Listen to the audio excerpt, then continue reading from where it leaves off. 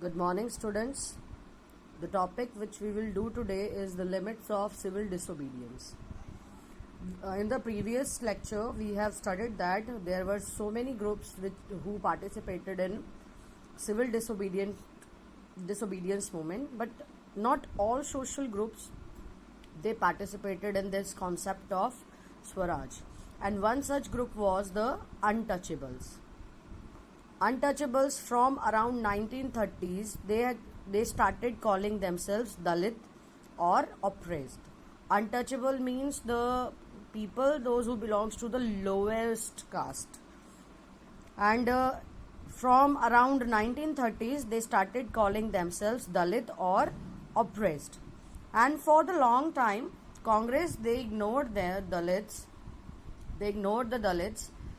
Because they did not want to offend Sanatanis. Sanatanis means the conservative high caste of Hindus, the high caste Hindus or Brahmins, you can say either. But Mahatma Gandhi, he declared that Swaraj would not come. We will not get full independence if till 100 years if untouchability was not eliminated. Eliminated means removed. So Mahatma Gandhi, he declared that if we will not remove this untouchability from our nation, then we would not get Purna Swaraj.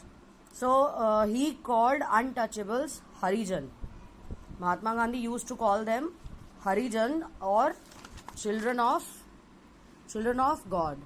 And Mahatma Gandhi, he organized Satyagraha also to secure their entries into temple, because you must have heard in your previous classes that these Dalits, they were not allowed to go in temples, and their wells were separate, their tanks were separate, roads, schools, everything was separate for them.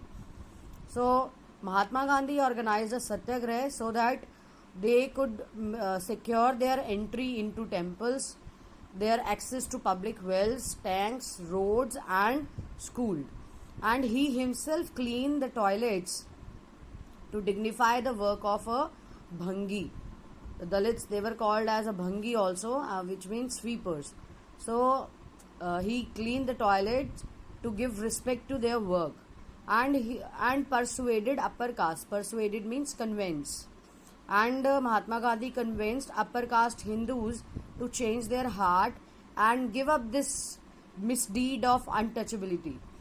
But many Dalits leaders, they were keen on a different political solution to their problem of the community. Now the Dalit leaders, those who were the leaders of Dalit, they wanted they wanted a political solution to their problem.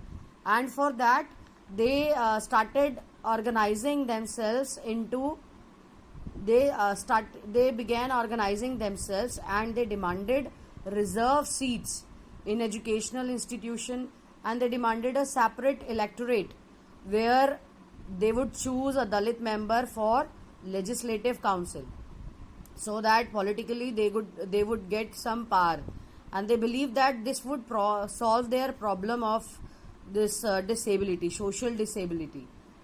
And Dalit participation in civil disobedience movement was therefore limited. That is why Dalit people, they did not participated in civil disobedience movement, and especially in Maharashtra and Nagpur area, because in these areas their organization was quite strong.